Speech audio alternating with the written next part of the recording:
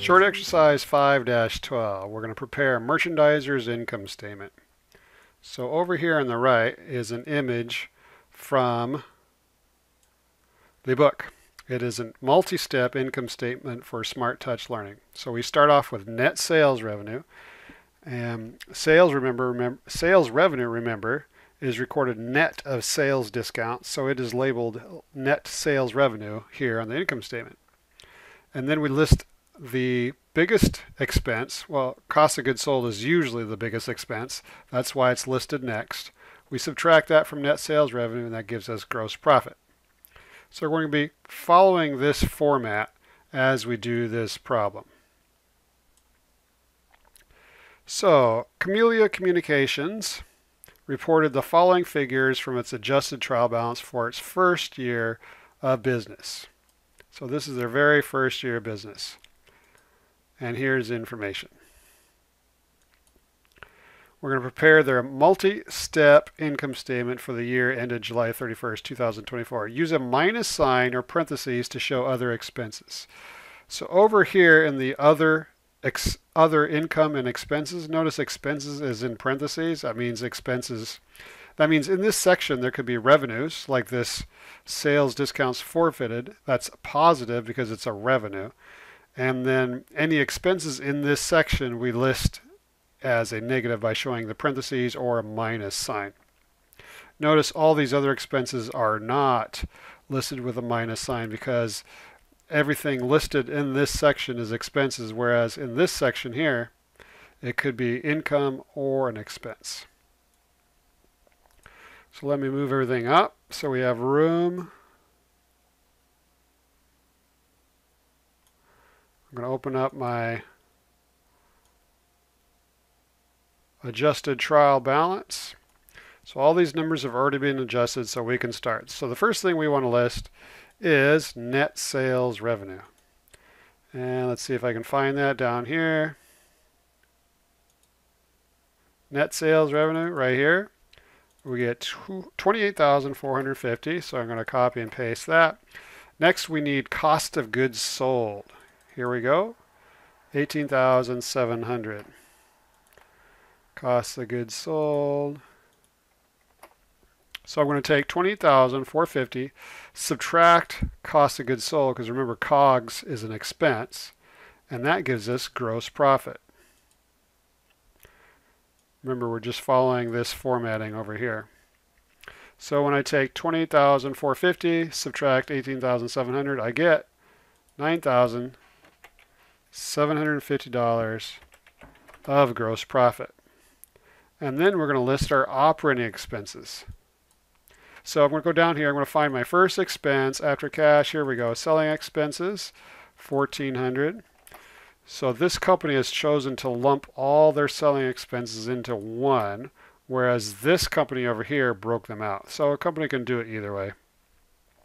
And next, working my way down after selling expenses, the next expense I have is administrative expenses, $3,300.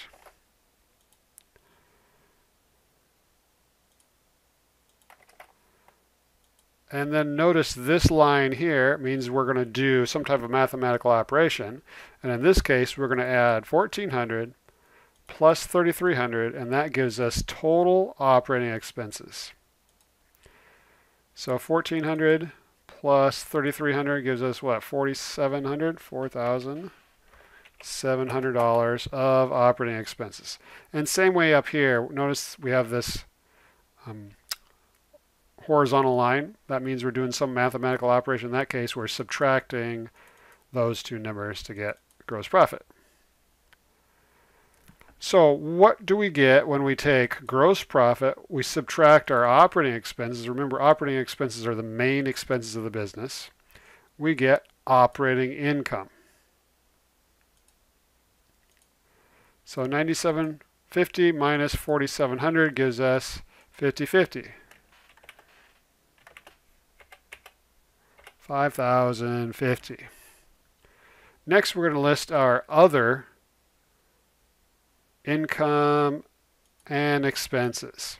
So I'm going to go look for the other income. In other words, remember, other income and expenses means these are not the main income or expenses of the business.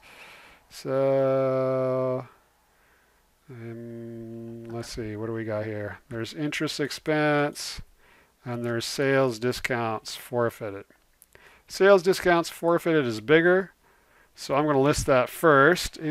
My accounting lab does not make you list it first, but I'm just going to list it first. Now remember, sales discounts forfeited is a revenue. Anytime a customer does not pay us in time to get the discount, they lose the discount. And then that discount that they lost or forfeited, in other words, the sales discount they gave up, is a is a revenue for Camellia Communications.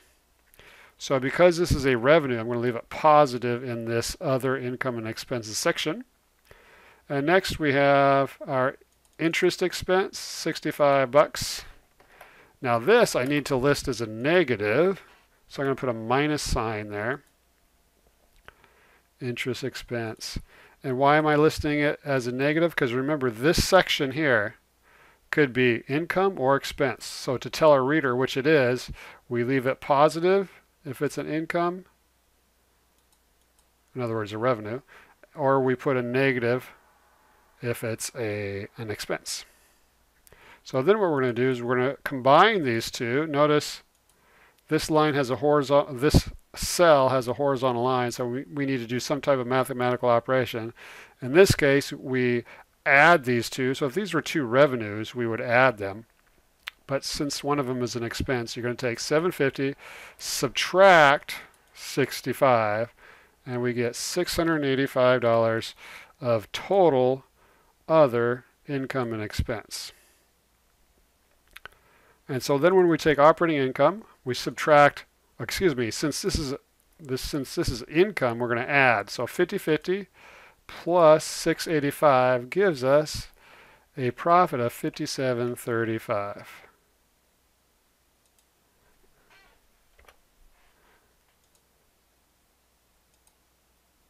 There we go. And that's it.